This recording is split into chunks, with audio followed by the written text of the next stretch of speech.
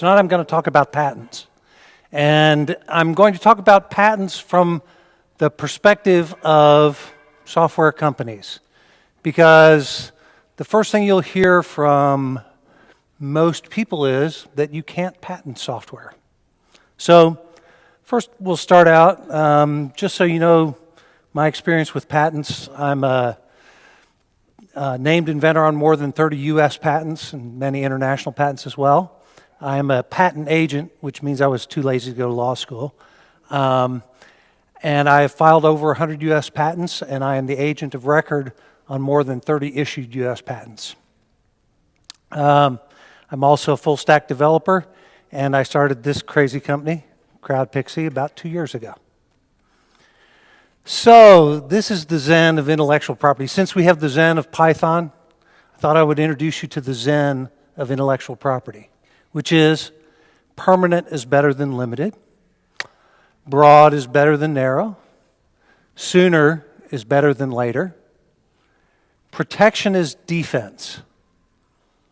You may have invented something. Property can be sold.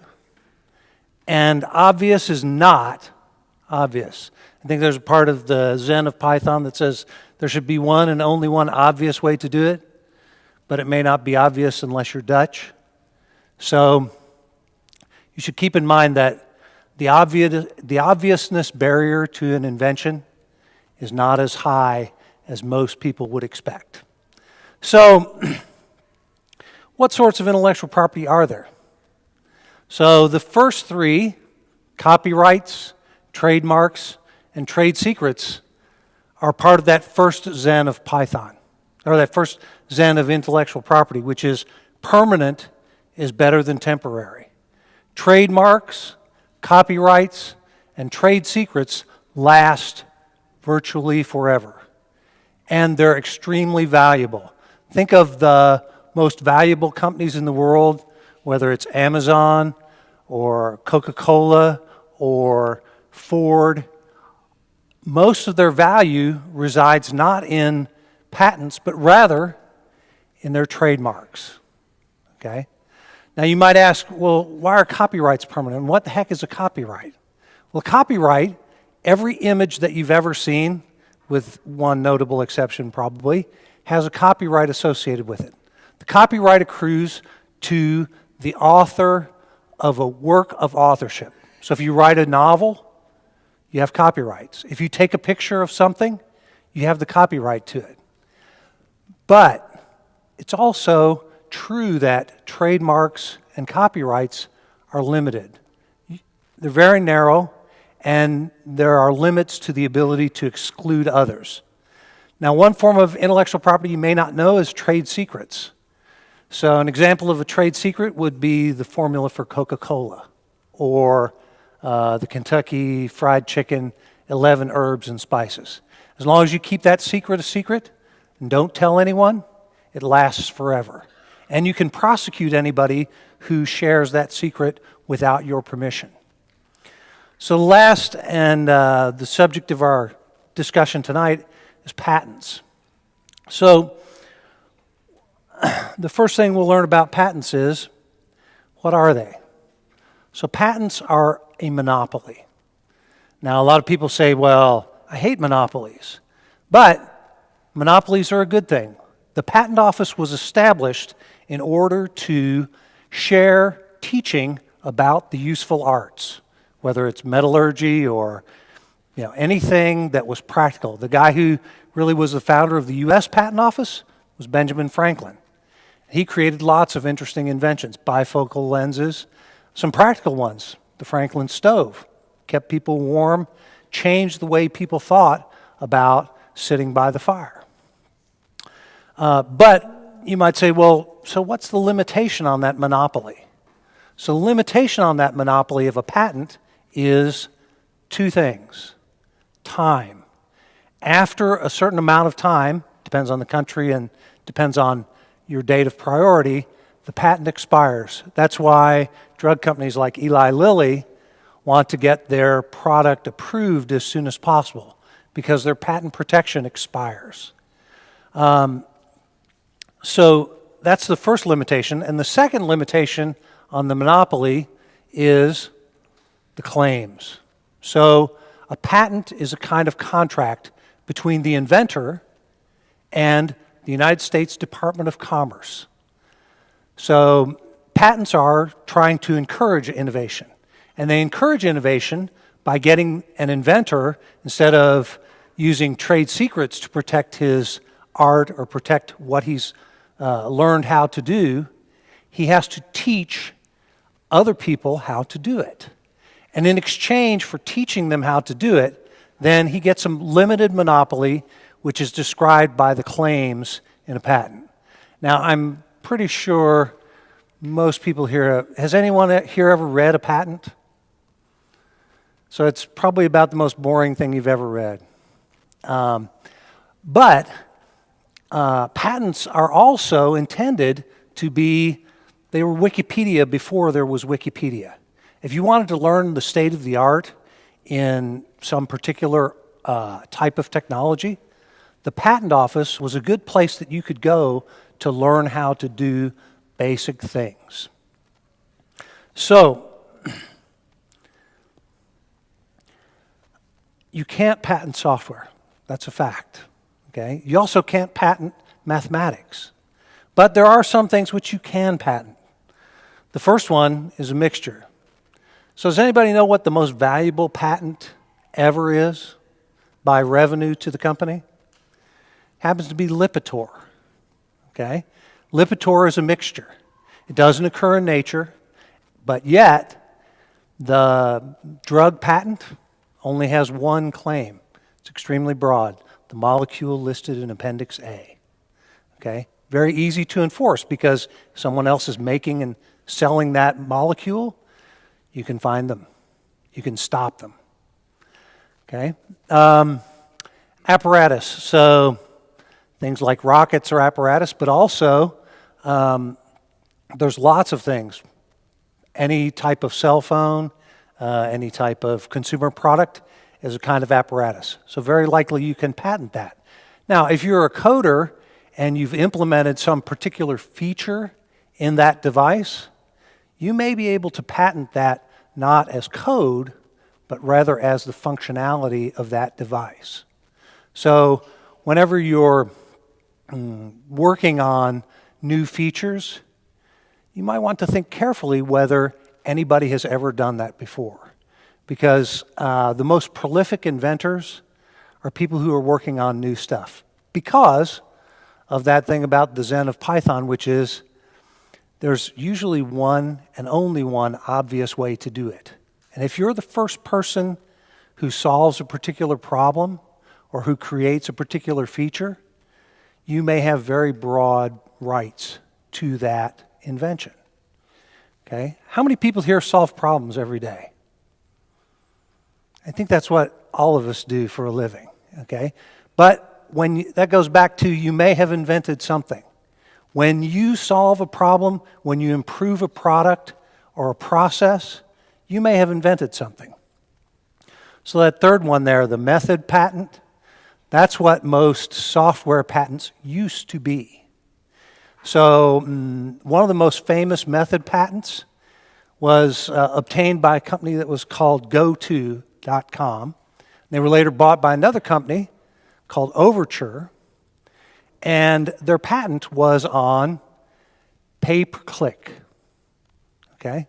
They were the guys who figured out how to monetize a search engine. And Google, Sergey Brin and Larry Page, they were walking around trying to figure out how to monetize their search engine. And they went to Overture and they asked them to license their patents. You know what Overture said? Pound sand. We're not licensing to you. You know what Google did? They did it anyway. And so immediately, Overture sued Google. But like most reasonable people, they settled when they saw the money. Okay? So, an article of manufacture, that's actually a loophole in most software patents. Because if you don't patent your your software reduced to a compact disc or some kind of readable media, then you can't stop people from making copies of your stuff using your patent rights.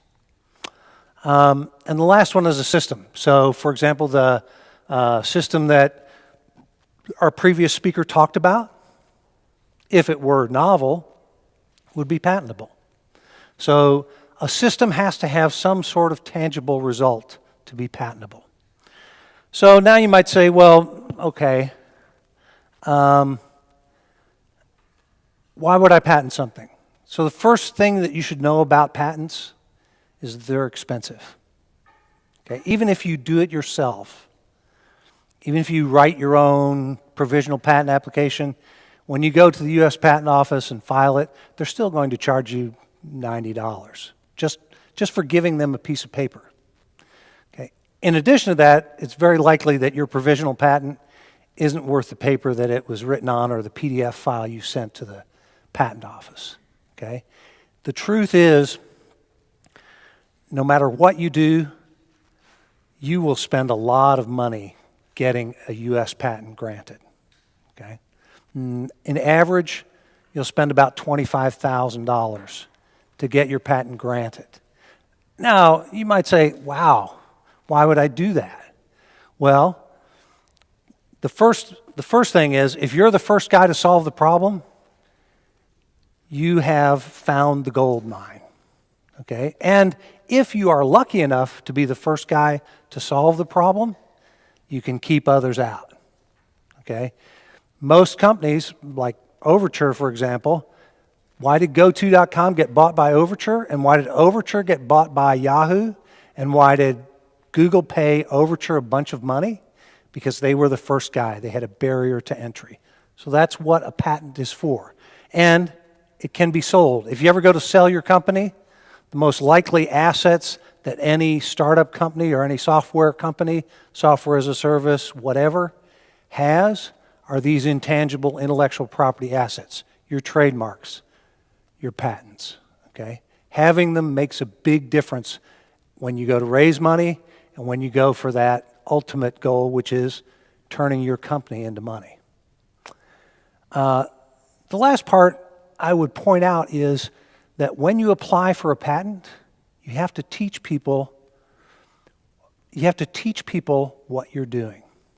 That requires you to carefully analyze what you're doing, because it's required by the U.S. Patent Office that you as the inventor have to be able to teach someone of ordinary skill in the art, which would probably encompass most people in this room if it's something software related.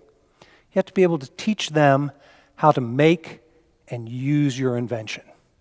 So that requires you to think carefully about many parts of the architecture of your system, and it requires you to describe it in detail so that if you're lucky and you get enough money to do it with, then you've already thought through a lot of the details of implementation.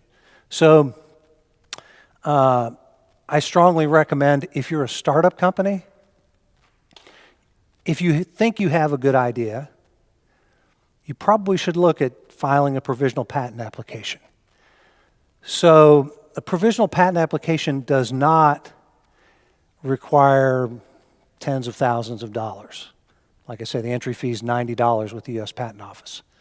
But it establishes your priority. You're the first person to solve the problem, and you describe how you solve the problem.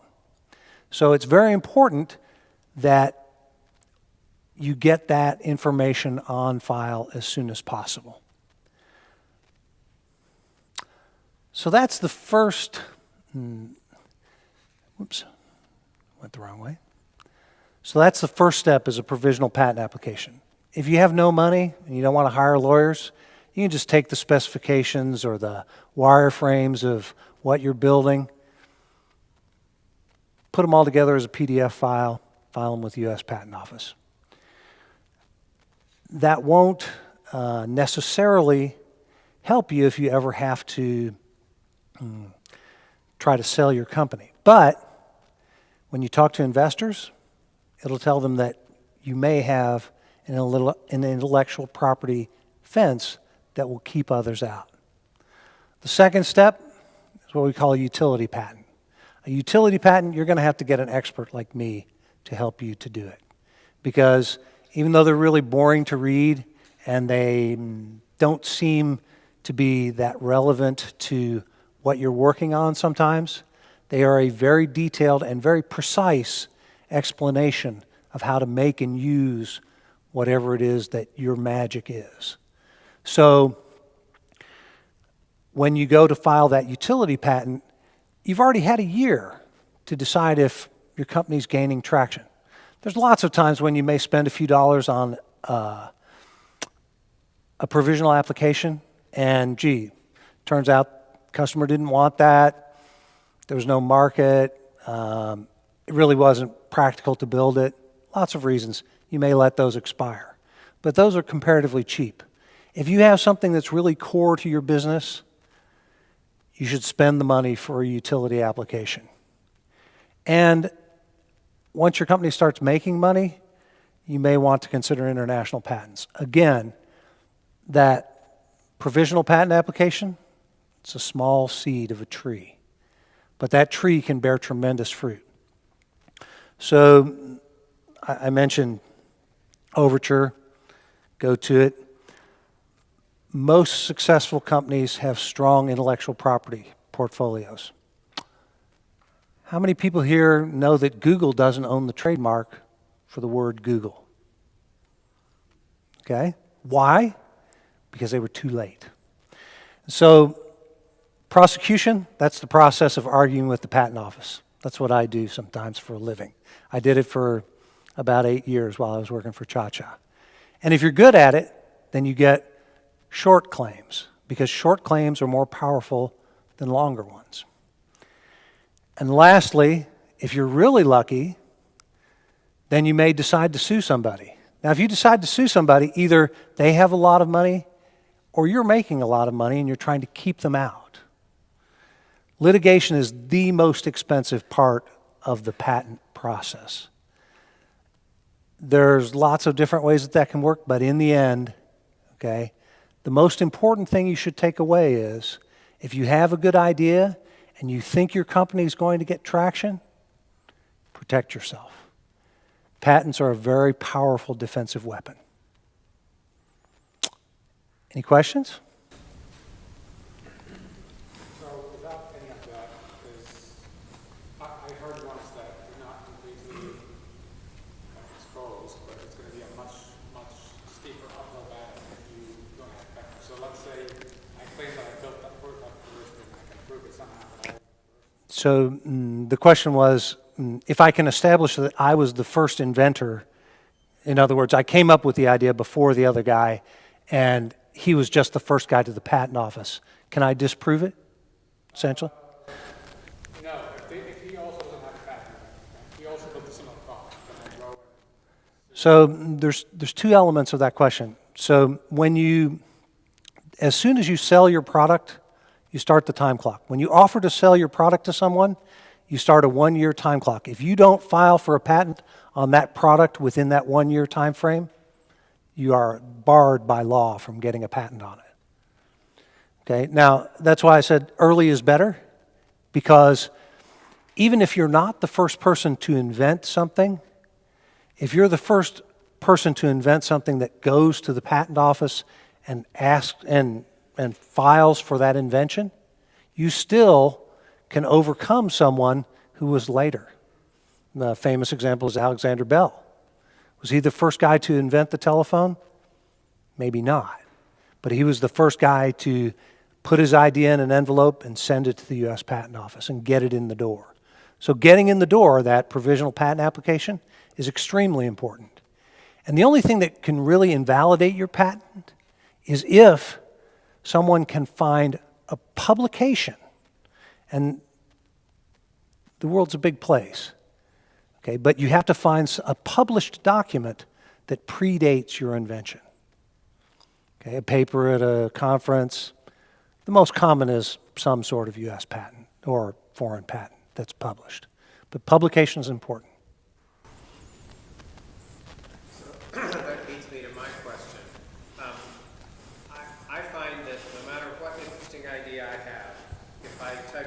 keywords into Google, I'll find somebody that has said something about it somewhere. Does that make my idea unpatentable? So Dave's question was, every good idea that I have, if I type something into Google, I'll find a reference or I'll find some publication that talks about the thing I'm interested in or the thing I'm thinking of. So the simple answer to that is not necessarily. Okay, there's nothing really new in the world. We all, anyone who builds a company, anybody who works on code knows that we stand on the shoulders of giants. There's lots of other people who are working on the same thing we're working on, and there's lots of other people that have tried to solve the problem we want to solve. But that being said, if you have a unique way of solving that problem, that is where your patent lies. And there's no point, if you don't know of a product similar, or even if there are products that are similar to yours, you may want to go ahead and file a provisional application anyway. Partly because if you're wrong and there is something novel in your idea, then you've missed out.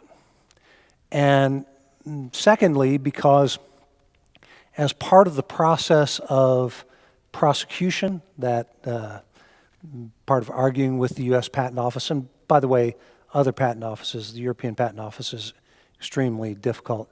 They will look for others who have published something similar to your idea. So they may narrow the claims that you can have.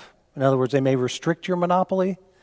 But if you've really solved the problem, and in particular, if you're working in a new area, something like maybe blockchain or, I don't know, CRISPR technology, those types of areas are very fertile for patentable ideas because they're new. And there aren't that many people working on them. And most of the good stuff hasn't been found yet. So as one of my colleagues told me who had more than 100 U.S. patents, it's a lot easier to find gold in the gold mine than it is on the beach. You can still find it on the beach, but the gold mine's better. Yes? I've heard that when trying to file a patent, if you know about something substantially similar, that there are greater penalties for trying to steal the patent anyway. First of all, is that true? And secondly, given that, do you recommend people look at existing patents out there? So the question was, what's the penalty if I know about something else similar and I'm using it?